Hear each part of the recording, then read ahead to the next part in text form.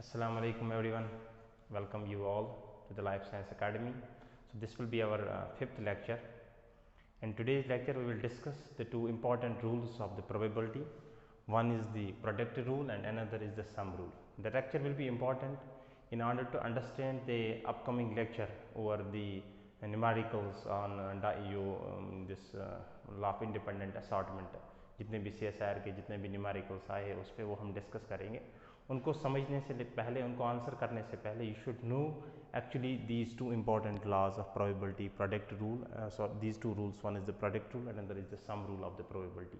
इन यही रूल्स हम यूज़ करेंगे आगे जाके जितने भी न्यूमेरिकल्स हम आंसर करेंगे.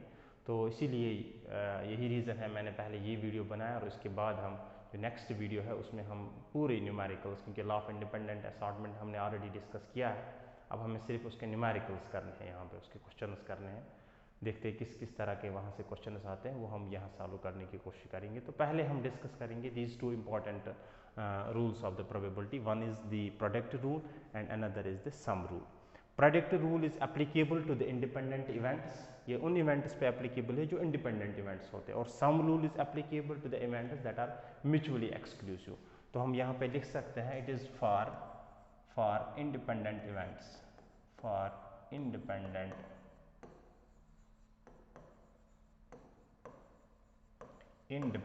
इवेंट्स. और ये जो है दिस इज फॉर म्यूचुअली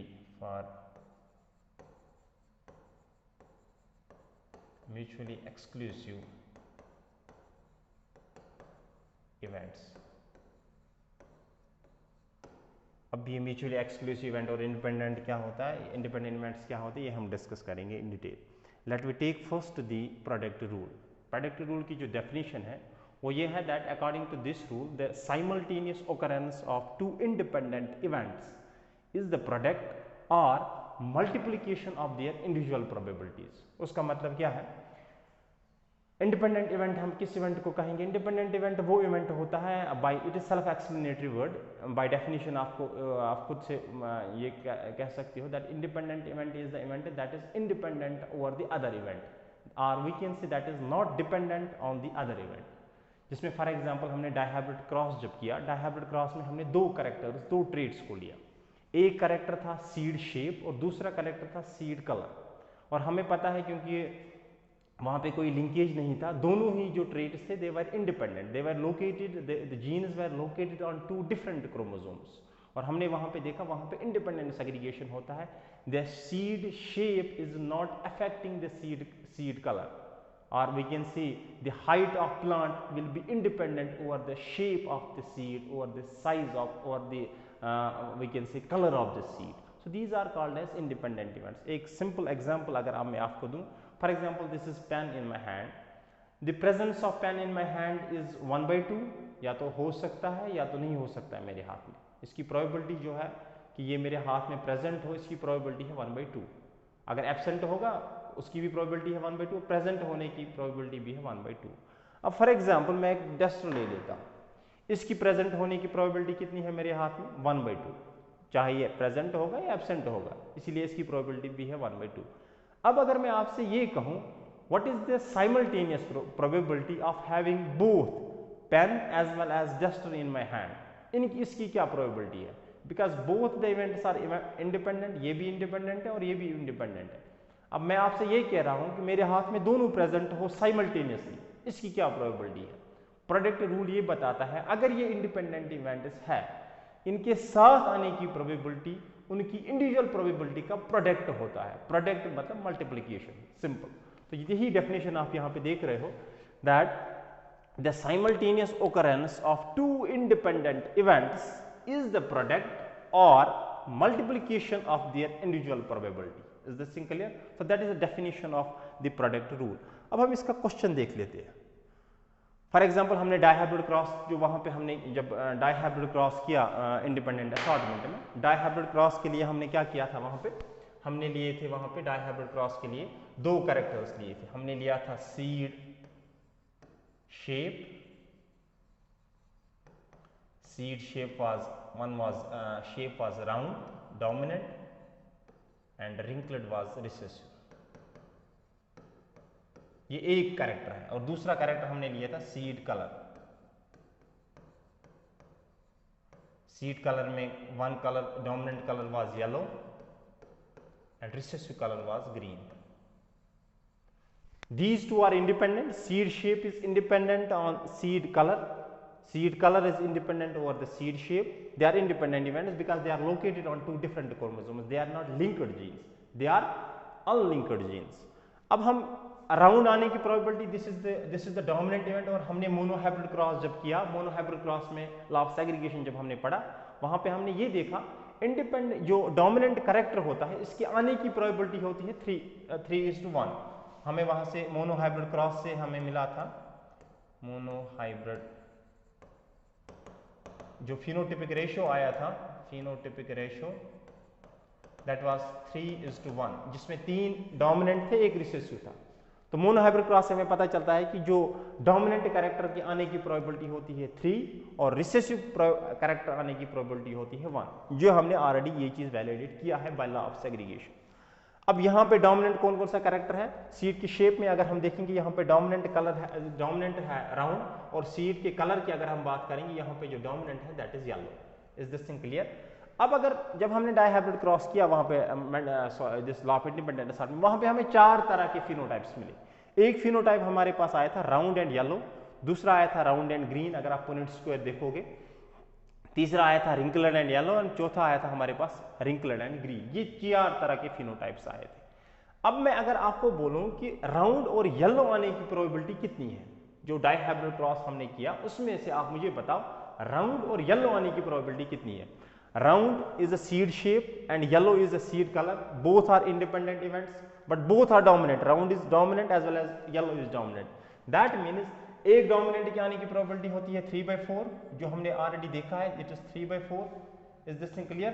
और राउंड आने की प्रोबेबिलिटी है 3/4। येलो भी साथ में आए, इसकी क्या प्रोबेबिलिटी? दोनों की इंडिविजुअल प्रोबेबिलिटीज का प्रोडक्ट, जो हमें प्रोडक्ट रूल बोलता है। प्रोडक्ट मतलब मल्टीप्लिकेशन, मल्टीप्लाई हम करेंगे। येलो की आने की प्रोबेबिलिटी कितनी है? 3/4। Answer will B 9/16 will be the answer. अगर आप देखोगे पुनेट स्क्वायर, वहां पे आपको 9 तरह के आउट ऑफ 16 9 फिनोटाइप्स आपको ऐसे होंगे जो जिनका जो शेप होगा वो राउंड होगी, और जिनका कलर जो होगा वो कैसा होगा? येलो होगा। और we can say out of 16, 9 offsprings will have both the dominant traits. उनमें डोमिनेंट शेप होगी और उनमें डोमिनेंट कलर होगा। Is this thing clear? अब नेक्स्ट जो हमारे पास है दैट इज नेक्स्ट शेप जो हमारे पास बन के आई थी that was round and green. Green is recessive, आप यहाँ पे देखोगे ग्रीन इज रिसेसिव ट्रेट, और रिसेसिव ट्रेट के आने की प्रोबेबिलिटी होती है 1/4, और डोमिनेंट के आने की प्रोबेबिलिटी होती है 3/4। ये हमने ऑलरेडी देखा है। अब मैं आपसे बोल रहा हूं what is the probability of having round and green, तो इसका मतलब हुआ साइमल्टेनियस प्रोबेबिलिटी क्या है उनकी? दोनों इंडिपेंडेंट इवेंट्स है। प्रोडक्ट रूल क्या बोलता है? इनके साथ आने की प्रोबेबिलिटी उनकी इंडिविजुअल प्रोबेबिलिटी का प्रोडक्ट होता है। तो हमें पता है राउंड के आने की प्रोबेबिलिटी है 3/4, इट विल बी 3/4, और green is 1/4, it will be 1 out of 4, so it will B 3/4 for 16, it will be 3 out of 16। Is this thing clear? इसी तरह wrinkled and yellow. Wrinkled is recessive trait, so it is having probability of 1/4, whereas yellow is dominant trait, it is having probability of 3/4. 3/4, so it will be 3 out of 16. अगर आप Punnett square देखोगे वहां पे आपको ये सारी चीजें result आपको एग्जैक्टली यही दिखेंगे। wrinkled and green दोनों रिसेसिव ट्रेट्स हैं, और दोनों के साथ आने की प्रोबेबिलिटी उनकी इंडिविजुअल प्रोबेबिलिटी का product 1/4 into 1/4 will be 1 out of 16। जो आपको 16 फिनोटाइप्स वहां पे पुनेट स्क्वायर में मैंने दिखाए थे लास्ट लेक्चर पे लॉ ऑफ इंडिपेंडेंट असॉर्टमेंट में, वहां पे आप देखोगे एक ही ऐसा फिनोटाइप होगा जिसके पास दोनों जो ट्रेट्स होंगे वो रिसेसिव होंगे। 3 फिनोटाइप्स ऐसे होंगे, 3 ऑफस्प्रिंग्स वहां पे ऐसी होंगी जिनके पास एक डोमिनेंट एक रिसेसिव, या आप यहाँ पे भी देख रहे हो एक डोमिनेंट और एक रिसेसिव, और 9 फिनोटाइप्स ऐसे होंगे, 9 ऑफस्प्रिंग्स ऐसे होंगे आउट ऑफ 16 जिनके पास दोनों जो ट्रेट्स होंगे वो डोमिनेंट होंगे। इसी वजह से हमें वहां पे जो रेशो मिला था that was 9, 3, 3 and 1। Is this thing clear? This is law of independent assortment. अब हम क्वेश्चन ले लेते हैं, जो CSIR का क्वेश्चन आया है इस पे वो हम देख लेते हैं। तो question was 3 genes assort independently. Genes तो 10 भी हो सकता है, जीन्स तो 12 में, हमने अभी डाईहाइब्रिड क्रॉस किया है, ट्राईहाइब्रिड क्रॉस भी होता है, टेट्राहाइब्रिड क्रॉस भी होता है, उस चीज़ से हमें मतलब नहीं। If you have a strong concept you can answer any type of question, but condition is that you need to have very strong concept. इसके पीछे क्या कंसेप्ट है? Concept is nothing, concept is the product rule, concept is the independent assortment. अब यहाँ पे देखो 3 genes assort independently, clear. If you trihybrid self cross is made, इन्होंने trihybrid self cross किया है and they got 640 progenies out, okay. And what they are saying that how many of these progenies will have all the 3 dominant traits. आप हमें बताओ, हमने trihybrid self cross किया है, trihybrid self cross में अगर मैं दिखाऊं तो ये ऐसा हो सकता है A plus A, B plus B, C plus C। इसका ट्राईहाइब्रिड सेल्फ क्रॉस किया मतलब इसी फिनोटाइप से A plus A, B plus B, C plus C से क्रॉस किया है। और यहाँ से इनको जो आउटपुट आया है उनको यहाँ से इनको मिला है 640 प्रोजेनीज यहाँ से बने हैं F2 से, नो इशू। अब जितने प्रोजेनीज वहाँ पे बने हैं, क्या बने हैं हमें बोलना है, आउट ऑफ 640 आप बोलो how many of these progenies will have all the 3 dominant traits. कितनी प्रोजेनीज आउट ऑफ 640 ऐसी होंगी जिनके पास तीनों के तीनों कैरेक्टर्स क्या होंगे, डोमिनेंट होंगे। For example this is colour, this is character for height of plant, this is character for seed shape, this is character for seed colour, for example. तो हमें बोलना है कितने प्रोजेनीज ऐसे होंगे जिनमें जो हाइट है वो भी डोमिनेंट हो, जिनमें जो शेप है वो भी डोमिनेंट हो, और जिनमें जो कलर है वो भी डोमिनेंट हो। अगर आपको याद होगा मोनोहाइब्रिड क्रॉस में एक ट्रेट के डोमिनेंट होने की प्रोबेबिलिटी कितनी आती है, इट इज 3/4, 3/4। हमें एक कैरेक्टर डोमिनेंट मिले, मतलब हमें ये वाला यहाँ से ए भी डोमिनेंट आए और दूसरा कैरेक्टर भी डोमिनेंट आए, उसकी क्या प्रोबेबिलिटी 3/4, और तीसरा कैरेक्टर भी डोमिनेंट आए, इसकी क्या प्रोबेबिलिटी 3/4, और तीनों कैरेक्टर साथ में आए, इसकी क्या प्रोबेबिलिटी होती है, इसकी प्रोबेबिलिटी होती है उनकी इंडिविजुअल प्रोबेबिलिटी का product. So it will B 3/4 into 3/4 into 3/4, 3 3 9, 3 27, it will be 27 out of 4 4 16, it will be 64. The answer will be 27/64 will be the answer. Is this thing clear? यहाँ पे ये पूछ रहा है how many of these progenies will have all the 3 dominant traits। तीनों जो traits है उनके पास कैसे होने चाहिए, वो डोमिनेंट होने चाहिए।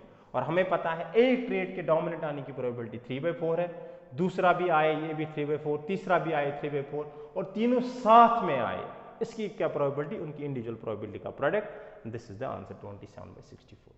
Let me move to the another question from CSIR in this product rule. The question was phenylketonuria, PK आपको पता ही होगा, ये ऑटोसोमल रिसेसिव डिसऑर्डर है। The first child of a normal couple normal है और उनका जो पहला बच्चा आया है that is having phenylketonuria, उसमें डिजीज है, the child is diseased and is having phenylketonuria. Clear? What is the probability that their next child will be affected daughter?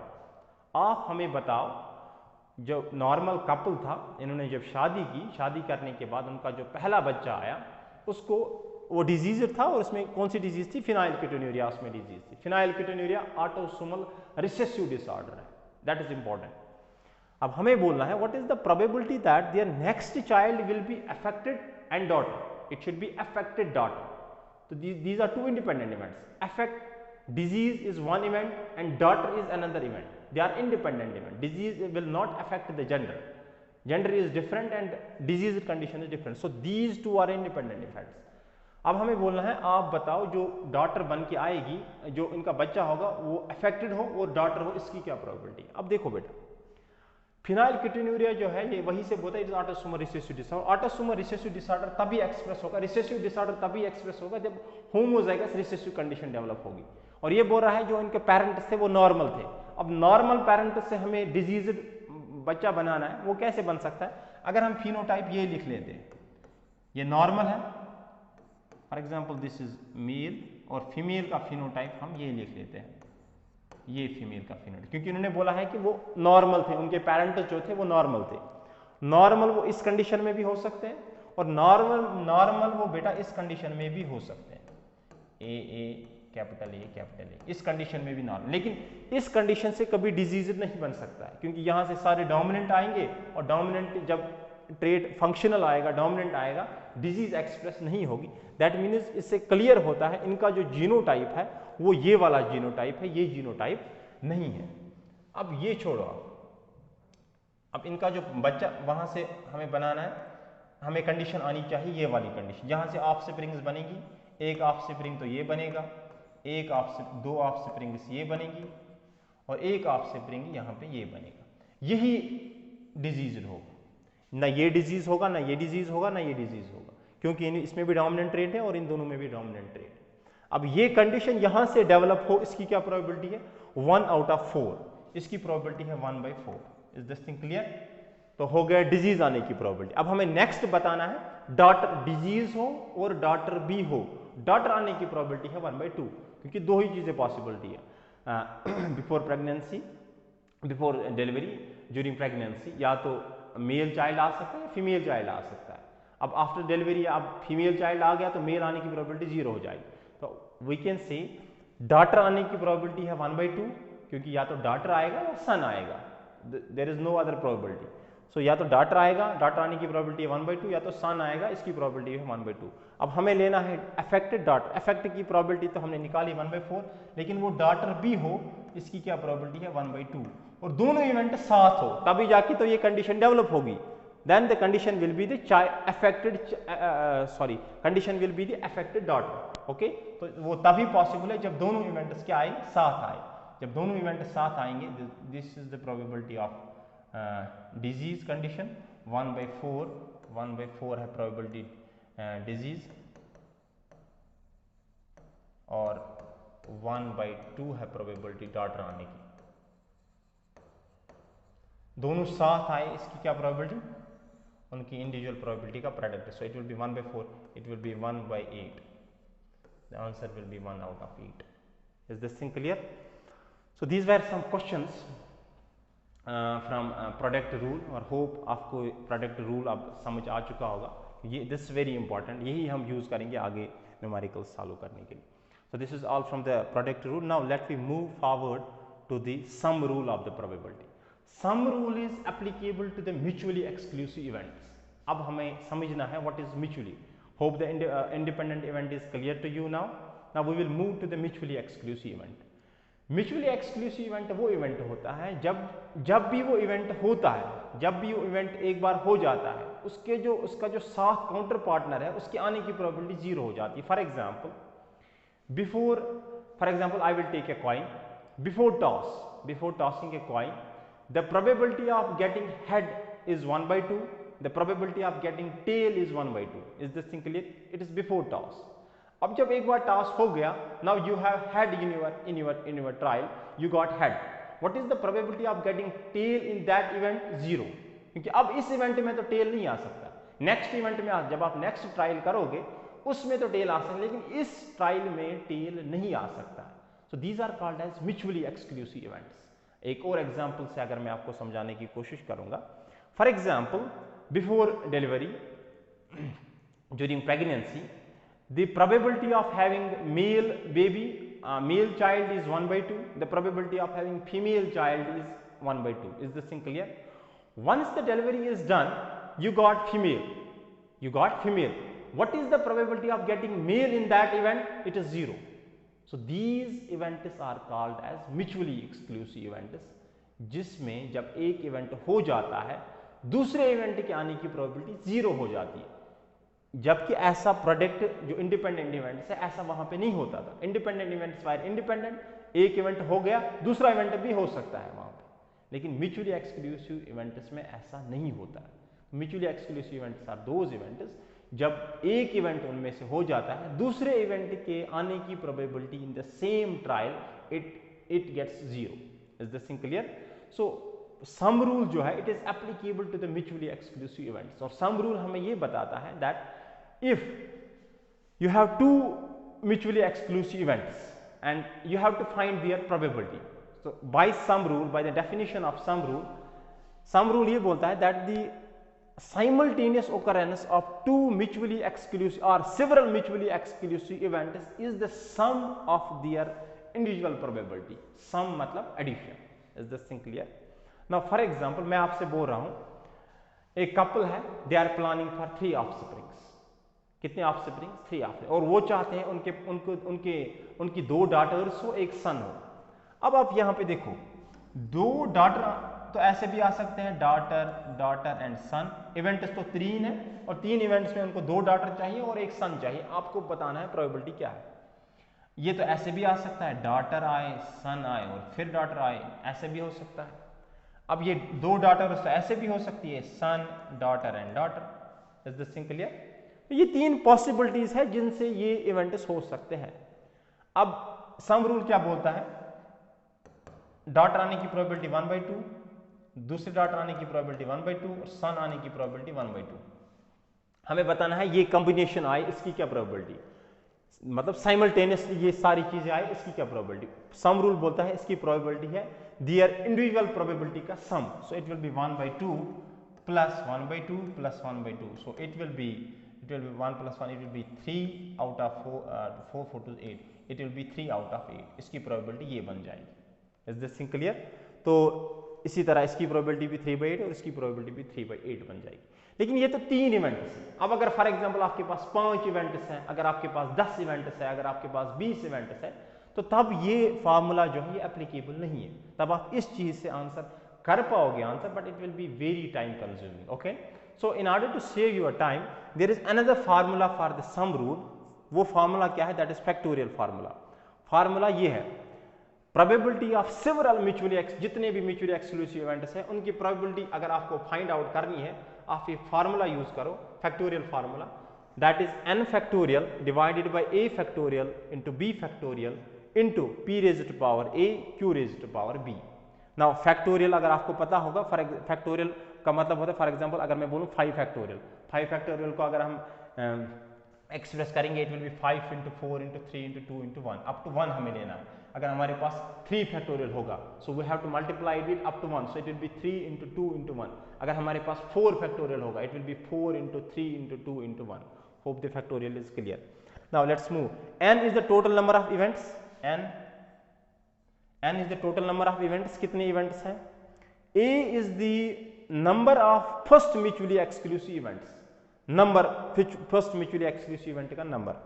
b is the number of second mutually exclusive event, p is the probability of first mutually exclusive event and q is the probability of second mutually exclusive event। अब ये सारी चीजें क्या है, ये आपको एक question है, that is from the CSIR। the question is that in a monohybrid self cross f2 progeny segregate in 3:1, वो हमें पता ही है, 3 वहां पे टाल बनते हैं और एक डिवाफ बनता है। randomly 3 seeds are selected for F2 from F2 generation। उन्होंने 3 सीड्स रैंडमली सिलेक्ट किए हैं। What is the probability that 2 seeds will produce tall plants and 1 seed will produce the डिवाफ plant. हमें प्रोबेबिलिटी बतानी है। तो दोनों म्यूचुअली एक्सक्लूसिव इवेंट है, क्योंकि टॉल और डिवाफ जो है this is mutually exclusive event. या तो प्लांट टॉल होगा या डिवाफ होगा, इन बिटवीन तो नहीं हो सकता है प्लांट। तो अगर टॉल आएगा, डिवाफ आने की प्रोबेबिलिटी 0 हो जाएगी, और डिवाफ आएगा, टॉल आने की प्रोबेबिलिटी 0 हो जाएगी। तो हम कह सकते हैं टॉल एंड डिवाफ जो सेम ट्रेट है, इट इज म्यूचुअली एक्सक्लूसिव। तो म्यूचुअली एक्सक्लूसिव इवेंट्स के साथ आने की प्रोबेबिलिटी उनकी इंडिविजुअल प्रोबेबिलिटी का प्रोडक्ट होता है। अब हमें बताना है कि आपको हमें कितने चाहिए। हमें चाहिए 2 टॉल और 1 डिवाफ प्लांट हमें चाहिए। तो टोटल हमारे पास 3 सीड्स लेने, तो n will be the 3 factorial, total will be 3। a को आप टॉल ले लो और b को आप डिवाफ ले लो। a विल बी, हमें चाहिए 2, टॉल चाहिए 2, इट विल बी 2 फैक्टोरियल, और डिवाफ चाहिए 1, it will be 1 factorial. Clear? Into probability of tall 3/4, probability of tall is 3/4 raised to power 2 and probability of dwarf is 1/4 raised to power 1, क्योंकि एक ही चाहिए। अब इसको आप सिंप्लीफाई करोगे, सो it will be 3 × 2 factorial 2 × 1 divided by 2 × 1 × 1 factorial, 1 factorial, तो 1 factorial, यहाँ से ये कट, 2 2 के साथ कट, और यहाँ से बनेगा आपको 3 3 = 9, 4 4 हो गया 16, 9/16, it will be 1/4 4, clear? So this will be 3 by 1 into 9 by 9 by 6, 6 1 64, clear? अब 9 3 are 27 divided by 64 will be the answer. 27 by 64 will be the answer to this question. So these were some questions from sum rule and product rule. जो भी ये probability के जितने भी rules है वो हमने सारे यहाँ पे डिस्कस किया along with the numericals. आप इनको प्रैक्टिस करो. अगर कहीं पे भी आपको समझ नहीं आ रहा है तो आप हमें कमेंट कर सकते हो. हम जितना पॉसिबल होगा हम सेल्फ हम करेंगे आपके लिए. तो इंशाल्लाह नेक्स्ट लेक्चर में we will discuss the numericals related to the independent assortment, और वहाँ पे हम इन्हीं रूल्स जो हमने यहाँ पे पढ़े प्रोबेबिलिटी के, यही यूज़ करके हम उन क्वेश्चंस का आंसर कर सकते हैं. होप आपको सारी चीज़ें समझ आ चुकी होंगी. Thank you for your kind attention. Thank you.